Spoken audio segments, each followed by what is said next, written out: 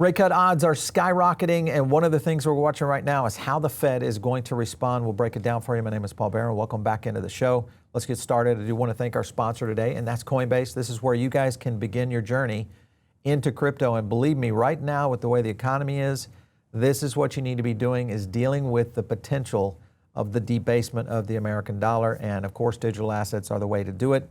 Check out the future of money. It is over on Coinbase. Just sign up using our link. You're going to get up to $200 in rewards to get started, and that's going to happen in crypto. Very easy to set up, whether you're a business or an individual. Let's go over to the Fed rate cut odds here. I'm zoomed in on the Polymarket right here. We are now closing in on 90% on a quarter basis points decrease, but look at that 50 basis points now climbing to almost 10%. Yesterday, guys, that was at 6%. After the amount of data that came out on jobs this week, and we're going to break it down for you, I anticipate this might be a chance, at least, for Chair Powell to maybe go in and do a little bit more slicing and dicing. The U.S. Bureau of Labor Statistics is experiencing technical difficulties right now as they get ready to drop a poop bomb on the American public, and that is more job loss and higher unemployment. So that's a problem right now as we lead into this. I want to go to a clip real quick. This will get you into something that I think will be very unique, and that is Lutnik hyping up the job numbers. Take a look. You know, you look at the unemployment rate numbers today, wait till a year from today. Wow. They have to get rid of people who are against the president, against the elected leader of the United States of America, and get people on side who just want America to win. Actually, they don't want someone who's there to win. They just want somebody who's there going to give them the most accurate, timely numbers that possibly exist. Just accuracy is probably the only thing that they want. So what I'm asking is today, when we see those numbers, whether we should believe they're accurate. I think they'll get better because you'll take out the people who are just trying to create noise against the president. Accurate numbers, because this is going to be the greatest growth economy. The employment situation in America is going to be so impressive. You're just going to be impressed. I'm going to come on your show, and I'm going to make you say, Donald Trump was right, and we are all impressed. Right. All right, well, we'll see if that happens, because right now what's going on is there is a major impact on the data, at least on the job side of things. And I think maybe Lutnik is trying to manifest this. You know, he's out there really promoting future changes here. Granted, now if the Fed rate cuts come in and we see some accelerated movement in the economy, that's a possibility. Let me go to this next clip, because this is where the job numbers actually come in. Take a look. As we get ready to go to this number. Wow, and the data is actually coming across the wires on time. Good job, BLS. 22,000.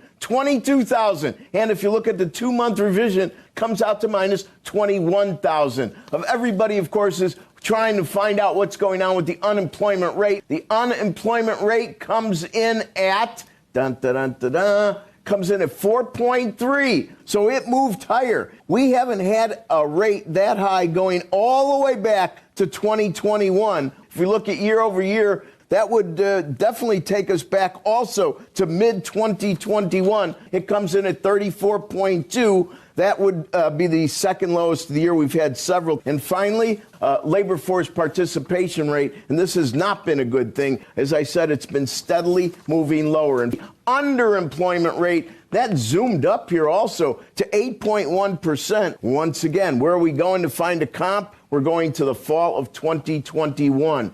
Back to the panel. All right, so as you can see, that was basically the media responding to this data right here. And that, of course, is the Kobeisi letter talking about the economy adding only 22,000 jobs in August. This was below the expectation of the 75K. Unemployment rises to up to 4.3. This is a problem right now, guys, because I still think that our jobs numbers are way underreported, even through what we're seeing now, which is bad data. I just don't trust any of this stuff coming out of these government agencies at this point. I anticipate this economy is much worse. This is why we are starting to see a flight to other assets. The Fed, of course, is going to, I think, play into this. I want to go to one more clip, because this is Lutnik talking about, should we give some of this tariff revenue back to possibly soften the blow? Take a look. just because so much is riding on this, is there a plan to give back the tariff money to the companies that have been paying it to this point? How does it work? This was fast and easy and incredibly smart. Nobody is retaliating. Even the Canadians, the ridiculous Canadians. All right, so what you saw there was Lutnik, of course, kind of just reaffirming that, no, they're not giving the tariff money back. Now, I hope maybe the Trump administration will maybe realign this and possibly look at rebates to the American people, because that's really our tax dollars. And I think now what you've got to look at is that companies are going to have to come to terms that this is going to be the way it is going forward. The real question is how do these tariffs continue to put pressure on American companies? Is it enough to continue down the issue of continued job loss? I think that will be the big one that factors into the Fed rate cut. We'll get to that in a second. You know, with all this happening, guys, one thing you need to do, of course, is stay in a group. And the way to get in that is in our own Diamond Circle. All you have to do is click the link down below. You'll join.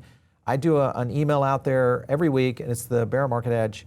What it will do is give you some insights, not only on the research we're doing, but also on things like this, where I feel like the market is going, because this is getting to become very dicey on how to manage this. So make sure and click the link down below, and you guys can join. It's absolutely free to do that. All right, let's go over to the rate cuts. Rate cuts are coming. Not only did the jobs print come in lower than expected, it was also showed that prior months' numbers were revised downward. We already knew all this stuff. This data has always been tainted, always has been, always will be. It's never going to be right, so don't assume that it's going to be right. Even when it's good, I don't think it's going to be right. And right now what we're dealing with is pretty much I think we're at 100% chance that we're going to get a quarter basis points cut. And I want to go to a clip real quick, because this will talk about whether or not we're going to get a second rate cut this year. Take a look. He is the former Fed vice chairman, someone who's been inside that room. You saw the numbers, sir. What was your reaction as you were watching those pour through? Yeah, my reaction was it's roughly as expected. Perhaps a rate cut in September, may be appropriate. So I think the September rate cut seems in place right now. Yes to September. But now that we have two more cuts built in, you're saying maybe not? That's exactly what I'm saying. I'm not saying a definite no. I think it's too early. Those inflation numbers, I'd say, are not necessarily giving comfort to a need for a campaign of cutting just yet. Well, that's my real question. We're looking, by the way, the Russell 2000's up over 1%, but 1.25% right now. So equities are moving higher on the back of what might be described as bad news. All right, and this is normally the case. Equities and alternate assets usually do, because they understand what this means. It means debasement of the U.S. dollar.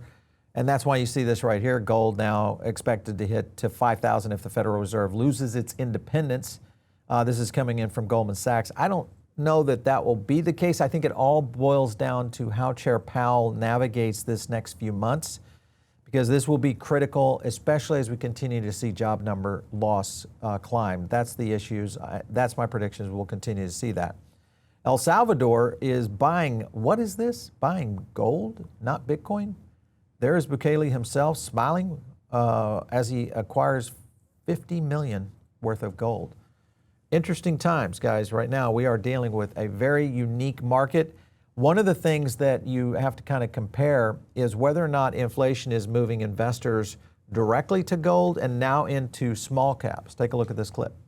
What do you think about the fact that investors are moving in these specific areas, gold, international, and also small caps? I think people are trying to say, hey, what's maybe underperformed?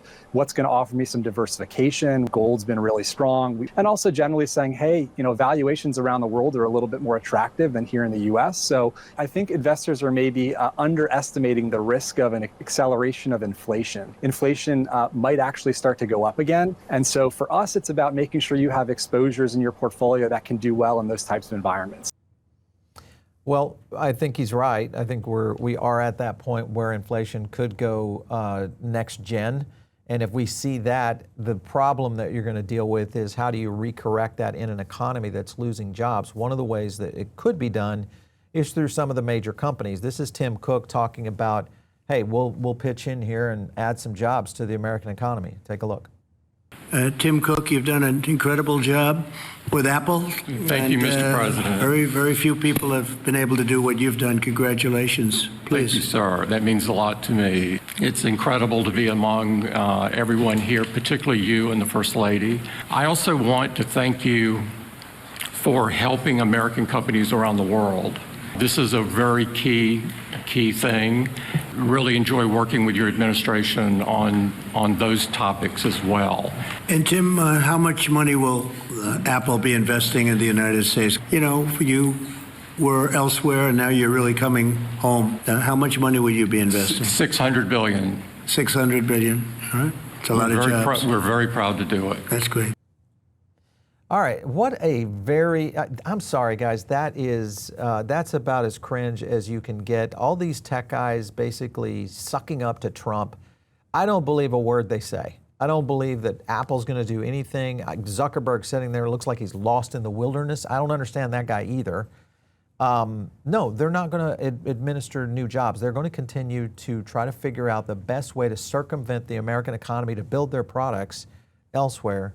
And that's a problem, I think, right now. Now, jobs are going to be the key thing. And Trump went on further into talking about how this might get bailed out in the future. Take a look.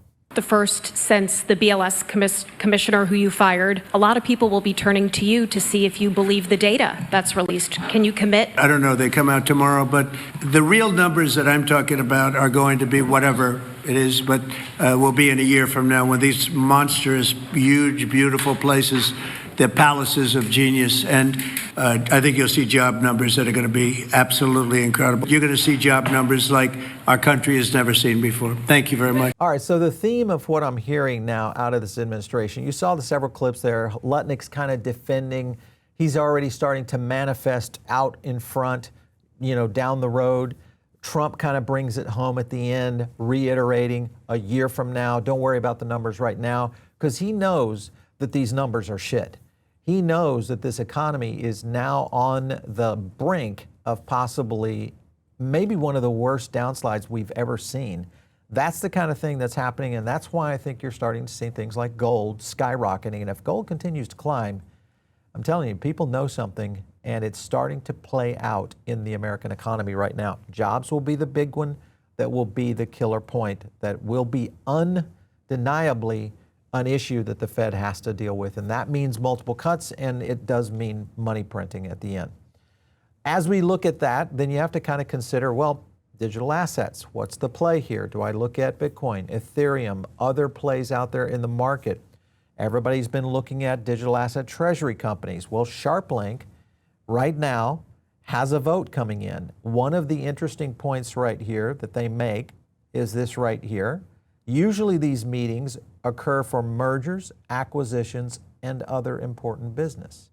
So are we in a position right now, maybe where SharpLink is going to acquire BMNR, or BMNR is going to acquire SharpLink, or ETH Machine is going to acquire them all? I don't know, but what it appears is there is movement now in the digital asset treasury spot, so be very cautious in those right now. There's going to be some movement, I think, that starts to move into the market. USA also is coming in second place in global crypto adoption. This is behind India, despite Trump's push. I think it's still early for the United States. There's so much still that has been a hind strap to the United States and traders here. Remember that we used to have to go offshore, deal with KYC, all the different problems out there in terms of the derivatives markets and perpetuals. That, of course, has started to change now. The SEC and the CFTC now signal openness to onshoring perpetual futures for U.S. investors. This will be big. I think it will start to generate more interest in the risk asset market. And I think overall, this means good news for American investors. And I think that is what plows through the future here. Digital assets is the way to go, guys. That's the only American dream left.